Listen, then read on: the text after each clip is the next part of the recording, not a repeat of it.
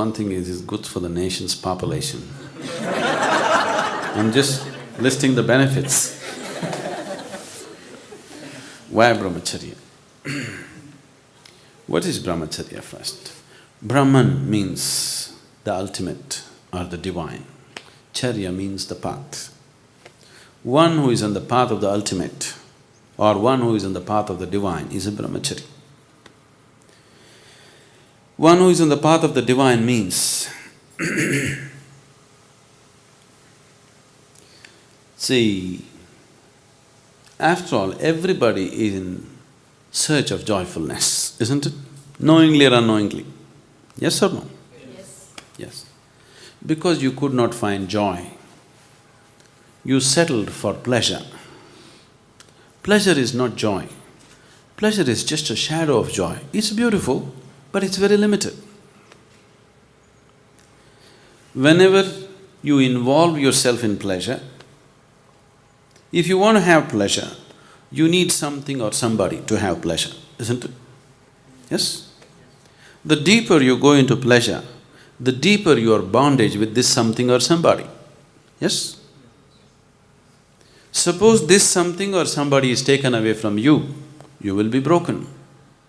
Isn't it so? If you have a very deep involvement with pleasure, that something or somebody which gives you pleasure, if it's taken away from you, aren't you broken? So, your existence becomes that of huge bondage. Bondage is not something that any human being enjoys. There is something within you which is always wanting to be free from all bondage, isn't it? But if you become a pleasure seeker, naturally you're setting up limitations in such a pleasant way that you cannot transcend it. Unpleasant limitations, you can break them. Pleasant limitations, you cannot break them, isn't it? Lot of your shackles, you have gold-plated them and you're wearing them like ornaments, aren't you? Yes. Your limitations, you're celebrating your limitations. Once you start celebrating your limitations, then there is no way to become free of that. So Brahmacharya means you are on the path of the divine. That means, first step towards that is you are joyful by your own nature. Whenever you are very happy, you are joyful, have you noticed you don't seem to need anything? Yes? On a particular day you're very happy. If you don't eat, if you don't sleep, it doesn't matter. Is that so? You're unhappy, then everything has to be perfect, you complain about everything in the world. Isn't it so? When you're really joyful, just see, it sets you free. When you're unhappy, everything is important, everything has to be in a particular way. For everything you will complain. Unhappy people are always complaining. Happy people are always easy to work with, easy to be with, because nothing matters when you're happy. Everything is flexible. Which is freedom? Joy is freedom or pleasure is freedom? Joy is obviously freedom, isn't it? So, you're seeing how to become joyful. If you seek it outside, you will invariably end up becoming a pleasure seeker. Anyway, the source of joy is within you. Whenever you were happy, did happiness happen from within you or did it rain upon you from outside? Always within you, isn't it? So if the source of happiness is within you, searching for it outside is quite a stupid thing. Yes? It is just that the source of happiness is within you, you are using an external stimulus to bring forth the joy in you. Or in other words, your joy is on push start.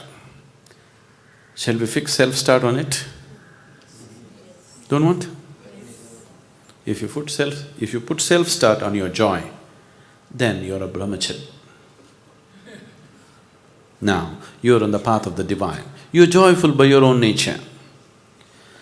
Have all the Brahmacharis here become like that? Maybe not, but that's the intention. They're working towards that. To work towards that, you need a certain space and time of your own, that you don't have other things to handle in your life. So, they have chosen a certain way of life. Now, yesterday we went up the mountain, just carrying your own body weight and reaching there, many of you, your legs are trembling, isn't it? Suppose you want to carry 4 people on your shoulders and walk up the mountain, how many of you would make it? Most of you would not make it, isn't it? So that's why Brahmacharya. You understand? You are planning to climb a big peak. If you had the strength to carry 10 people on your shoulders and walk, that would be fantastic. But we rarely find such people. It's better to walk alone. So they walk alone. Now, your problem is that by the time you became 14, your intelligence got hijacked by your hormones so much, you can't understand or you cannot accept how somebody can be free from it. Somebody can just sit here and be happy. They don't have to get married, they don't have to run behind the opposite sex, they don't have to do this or that. They're just happy doing simple things in their life, more joyful than you, more intense than you. So does it mean all of you should become a brahmachari? No, all of you should become a brahmachari internally. In terms of lifestyle, not necessarily. Brahmacharya does not mean just celibacy, okay? That is just one of the aspects that have been taken up as a supportive system to become a brahmachari.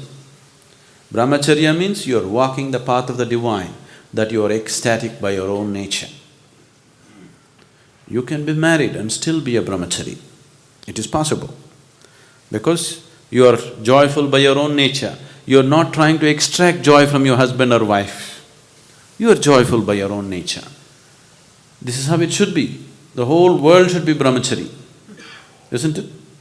Everybody should be joyful by their own nature.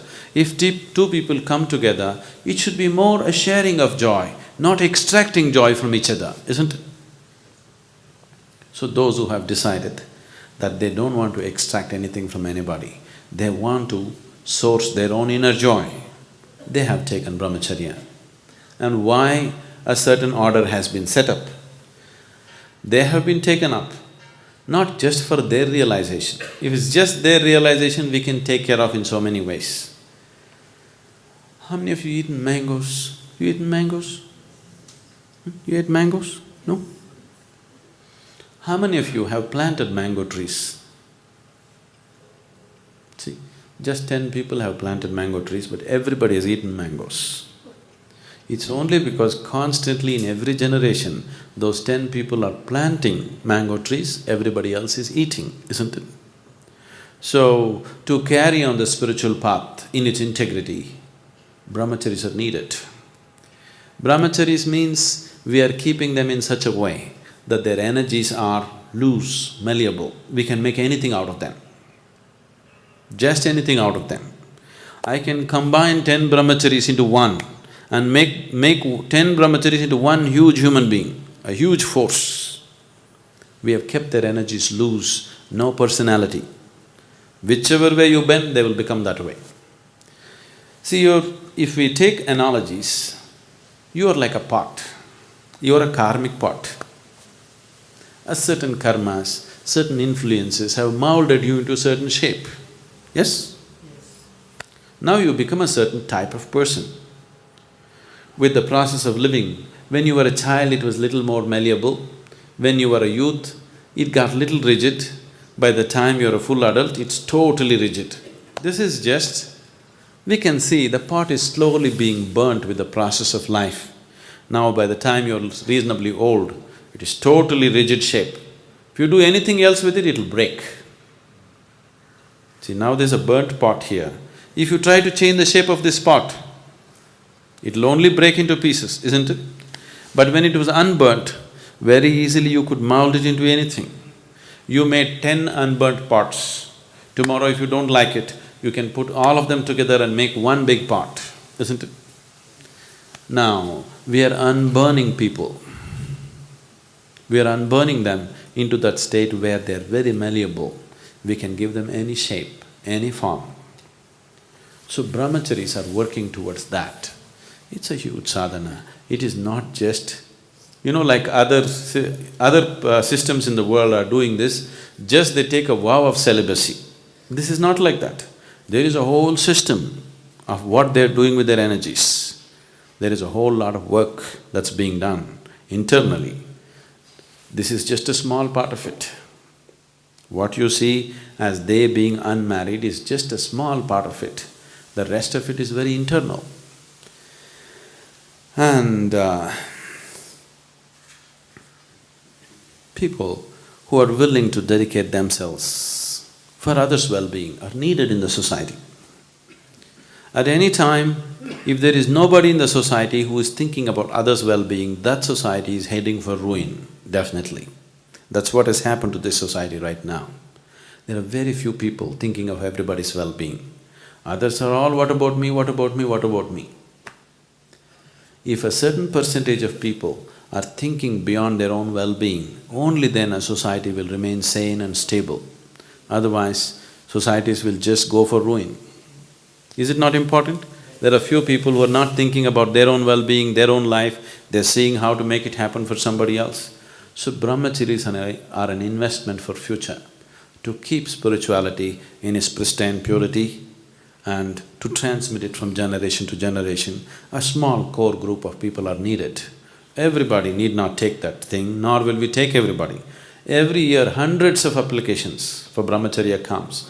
We just choose 8–10 people out of that, looking at various qualities and various possibilities.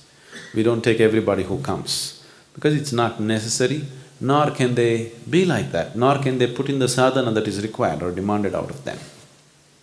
Your personality has to become malleable and conscious, that you can mold yourself into any kind of part.